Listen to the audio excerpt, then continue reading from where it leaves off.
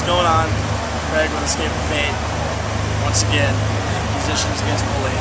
Here I am. We're going to do this for earplugsrequired.com. Oh, earplugsrequired.com. We'll do this actually for my real music site. The reason I actually shoot bands and all. So we're not going to talk past is past. I saw the little, actually saw the video you did with Artist Spotlight. They did like this 5-part. No, it's up on YouTube. So for everyone watching it, please go check out Artist Spotlight's interview. Because you did a great interview with him. I thought you were talking about artists. No, there's some artist other thing here. But you did like a 5-part with him. He divided it up, so it's short little clips. But I got pretty deep with that guy for a while. You did, but the one thing I want to say about all that, and I mean, I don't want to go into all this. I really don't, because I'm tired of it, and I'm sure you are. Is you were totally upfront and honest there, and I liked hearing that. Because I mean, I was at 7 of those shows on the Dead Masquerade tour. I was on shows on the Blow for My Valentine tour, and then on Uproar. So I knew about all that stuff, but most people didn't. So it was good for that to get out there in the manner that you did it, because it wasn't, I don't know, it was a nice way to decide it. It was really good. So I'm giving you props for that, because I thought that was really well done. It wasn't like a he said, she said stuff. It was just, matter of fact, this is what was going on. I'm getting older, so I can't act elementary like that anymore.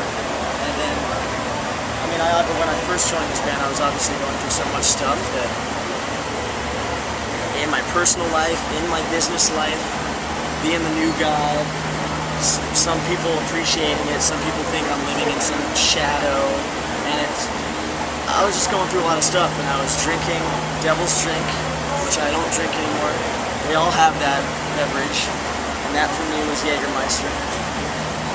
And it made me a very upset guy. I used to say things I didn't want to say. I used to be very angry when I shouldn't have been, and it's just that's not who anybody should be. So I mean, I've grown up a little bit, and you know, like I told him in that interview, what's up?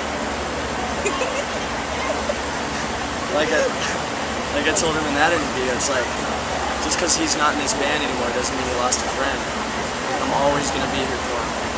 Like, I don't know if he's too prideful to talk to me, or it's not the time. You know, or it's not the time. But literally, if Max ever needs anything from me, I'm gonna be there for him. Like, I feel like he's a brother to me that I never had. Even when I first met him before I was in the band. I remember having a long conversation with him when we did illegal stuff together that I don't touch anymore. Back then, I just remember I was like, dude, you are, like, I like you a lot. Like, there's something here that's pulling me towards you, and I still love him to death. I wish him the best.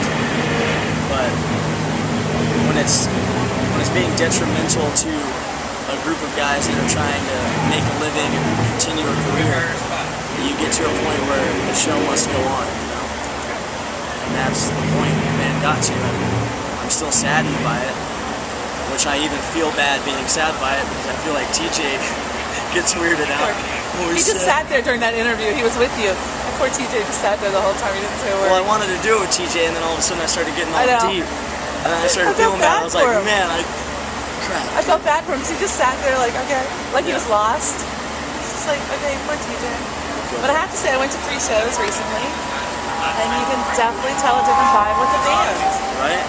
You guys are more relaxed. I feel like you're joking around on stage, which that had been missing. Finally. And that's, you know, someone who's seen you a lot, I could tell that. And it was it went from that when I first joined. It went from that having the camaraderie, right, to the camaraderie being gone because everyone's like, "What's happening?" Right. To me and Robert being the only ones on stage with a hired guitar player, a hired-on bass player, playing Vegas. Oh, what's up? We're Escape of Fate from Vegas. Well, Robert is. Robert's from Vegas. Yeah. And it just, those really dark times, it's nice to have that feeling back again. To where we're doing our thing and we're enjoying it, and that's what a band should be. It should be a family. And I mean, my little brother seriously is wrestling with the same demons that Max does. And that, you can tape it. I'll be. Because he was on the tour. I'll be in the open and beginning. honest because I saw people your need to know tweets. this. No, I saw your tweets about your little brother. Yes. And when the first show I was on this tour, People have friends and family that deal with the same. my nephew's in jail, so yeah. Many same reasons. It's coming from the same reason. I will explain. But he was on the tour in the beginning. I remember My little that. brother came to my mom's house one day and admitted that he had a problem with heroin, and he had for a few years. Your little brother. My little brother. I know. I feel like I feel. Because you're not old. Yeah. This makes me feel horrible because I'm supposed to be the older brother. And we're all at the house, and he says he wants some help. So we're all like, you know what? Obviously the first step is admitting that you have a problem.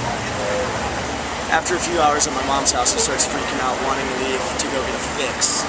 Well, he's getting to that point where he needs it. And he starts getting physical with my mom and trying to push her away to get out of the house. My stepdad looks at me and he's like, I'm like, you're not touching my brother. This is between me and my brother. So me and my little brother start getting into it, and he's telling me, I mean, it's obvious, it's always the fingers pointing. Well, you're always gone, and Craig, well, you drink alcohol, and you do this, and don't judge me. And it's like, that's the heroin talking, man. Like, this is a drug you shouldn't be messing with at all. At all. That meth, there's drugs that you just should never touch. And even though, I understand, even though the drug might feel like the warmest blanket on the coldest day, it makes all your problems go away, that's great. Whatever. But it's not great that you're using heroin to feel that. There's other outlets you can do that. Heroin becomes, literally you can't feel normal without doing it. And so he literally needed this. Because he felt, you feel like you're gonna die, but you're not gonna die. But you feel like you are. And the only thing that's gonna make you feel better, it's not, oh, eat something, drink some water, get some rest. The only thing that's gonna make you feel better is heroin. And it's fucking horrible. So me and him get in the brawl, and the stepdad calls the cops. My brother gets locked up. He's actually thankful to get locked up.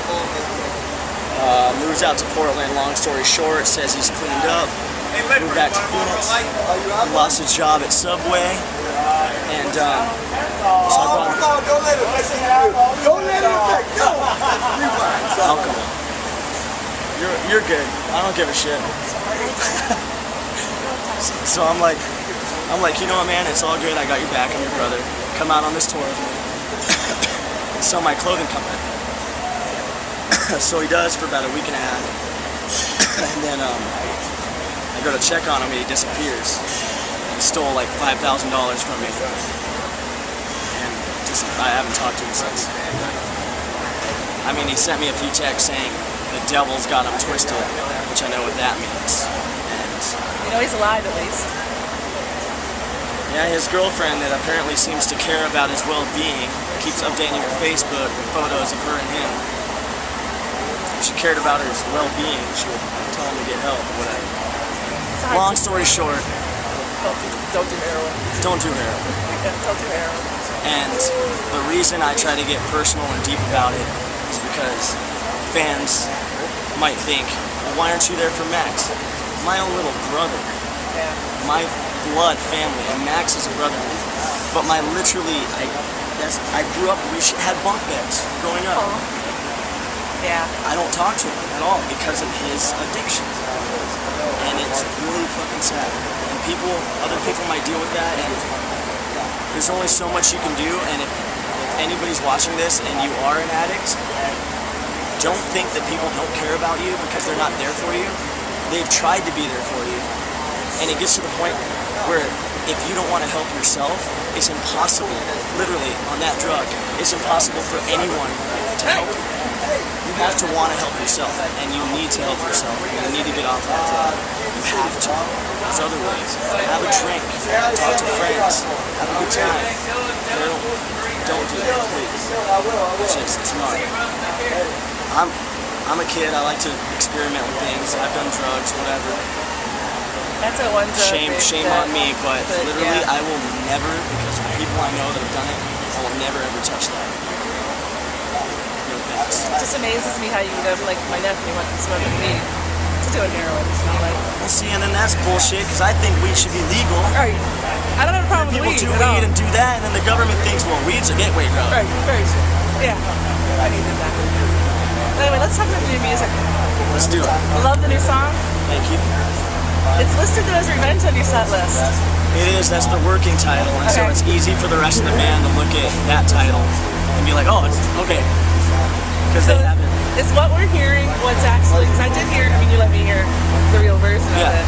It So sounded is that the similar. final? Yeah, that was the final. Because I love everything live. It's like when we were talking about the new music, you were saying that you're going back to older sound. And you were kidding me because I was like, oh, and I'm like, yeah, I do like the harder stuff. Yeah. But I like it live rather than the recorded version. It's just, I don't know, it sounds more full. Maybe that's the way to say it. Yeah. I don't know, it's... Well, when you're talking about heavy bands, the recordings, you're like, dang, that sounds tough. Then you see it live, and it's completely... When I listened to Slipknot, I was like, man, this is a heavy band. That was the second concert I ever went to, was Slipknot in Mesa, Arizona. When I saw them live, my mind was blown. Because there's nothing like the energy from a live show, and if you're a heavy band, it's And like, especially that band. like your mind's everywhere, your ears are bleeding, you're going insane. Anthrax is starting. No, They may have to speak up. was still staring. They had to speak up. Anthrax is going to be starting. You know. So when are we going to see this new album? Because I know you said you're with a new label now, new management. Yep. Because Interscope got rid of Everyone Rock. September. September. Yes, that's our plan for the release date. Now, did you write with anyone else on this album? We did a co-write with Patrick Stump for the ballad on the record. Very humble guy. I love that guy. I've seen him solo. I love his solo stuff. Oh, his solo stuff is It's great. amazing. But I mean, this guy has sold so many records, and you know, fame and money and album sales, it can get to people's heads sometimes. And I think it was very great and very humbling to see him come in, and he's like, all right, let's write together. But what are your ideas? And let's work together. It wasn't like he went up there and he's like, I'm Pete Stump, I'm the shit. Here's my idea. If you don't use it, you're an idiot. That's cool though. It was like artist to artist, and it was nice. I liked it a lot. It was great. Is there anyone that you'd like to write with or collaborate with if you haven't? Yeah, I'm just gonna start outright saying that I'm a Used fan, so I'd like to work with Bert.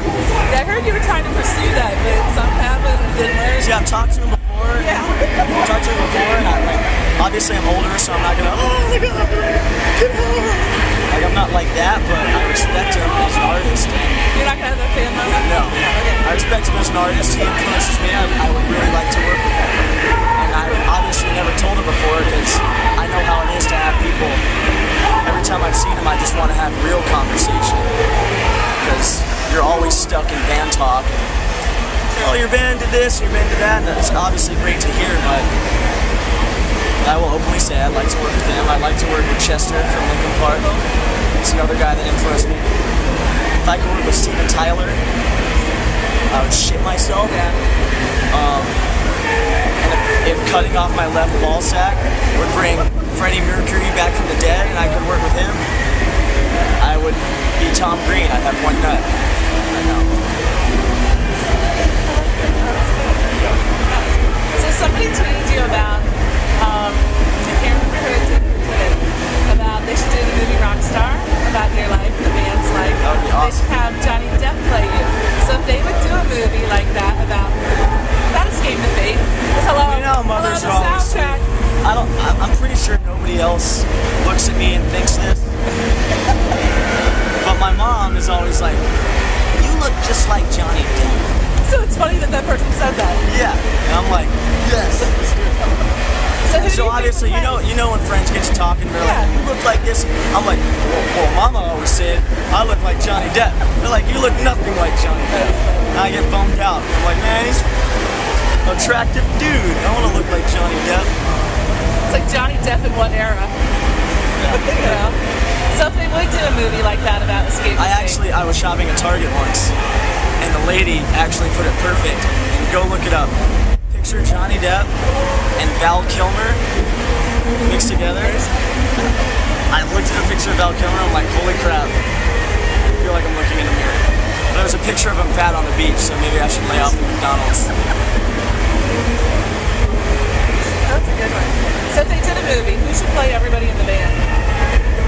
Well, I would be Johnny Depp. Yeah, obviously. Max's role would have to be Marilyn Manson.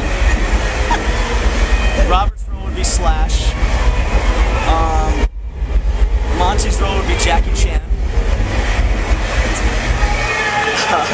Just keep it still so I can't make her laugh. Michael Money would be Crocodile Dundee.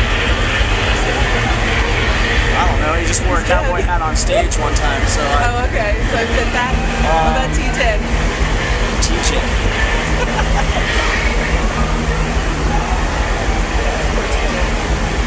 Matt Damon.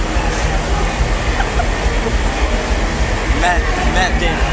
And At least I can see him. That's for sure about Matt Damon. Okay. Ronnie would be Brad Pitt.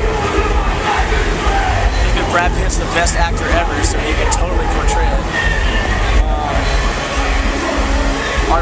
Our old manager would be our old manager. Yeah. Because he used to act. He was in like Little Giants and shit. Yeah. Oh, I didn't know that. Oh, it was great. You seen the Little Giants? What? You seen the Little Giants? Yeah. You know the part where he goes, "What's the matter, Four Eyes? Want your mama?" That was him. That's our old manager. I'll have to check that out. Poked his eyes out. I'll have to check that out. Who else is involved in our story? O'Dowd. Ooh, O'Dowd. Joaquin Phoenix. Oh, that's a good one. Yeah. Joaquin. I think it's a good one. I mean, because he's been here, you know? Yeah. He's been here. So I want you to pick a tattoo and give us a story behind it. Alright. It's a Stinky Cheese Man right there. You might think it's a made-up character in my mind, but it's not. It's a book called The Stinky Cheese Man and Other Fairly Odd Tales. Yeah, check it out. My mom used to read it to me as a kid all the time. And it's pretty much classic fairy tales, but stupider. So, what fairy tale would a Stinky Cheese Man be? Come on, use some logic. Stinky Cheese Man. A gingerbread man. Oh, that's way different though. So the Stinky Cheese Man runs around saying, "Run, run, run as fast as you can. Can't catch me, I'm the Stinky Cheese Man." But nobody wants to eat the Stinky Cheese Man because he's stinky cheese. But he's still cocky like the gingerbread man. I don't know, I liked it. No, I've never heard of Reminds it. me of my mother in my childhood days when I just used to run around the house in Spider-Man whitey tighties. So it's one of my faves. So This is just like a dead skull. Oh, that's cool. It says time will tell. Because whether you like it or not, time does heal all wounds. You will eventually learn how to live with it. You won't get over it. Nobody ever gets over anything, but you'll learn how to live with it. I like that. Yeah, this is me and my mom's favorite movie, and then me and my daughter's favorite movie. I'm Jack the Pumpkin King, and this is his bow tie. Everybody these days has Christmas tattoos. Yeah. I wanted to get something I never seen anybody have. So, bam, what's up? Number one, got it first. I searched on Google. I literally searched on Google to make sure nobody had it. Yeah. Oh, that's cool. That's cool. So I want you to pick 3 songs that make up the soundtrack of your life by other artists. Moonlight Sonata by Beethoven. Damn. Don't Stop Believing by Journey.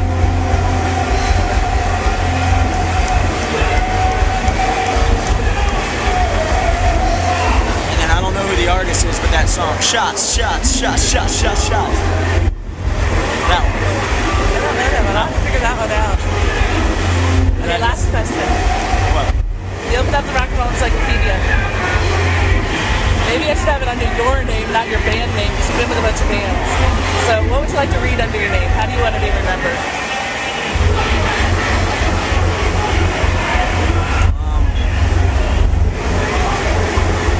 I helped people, I hope, and spread positivity, and hopefully I influenced other people.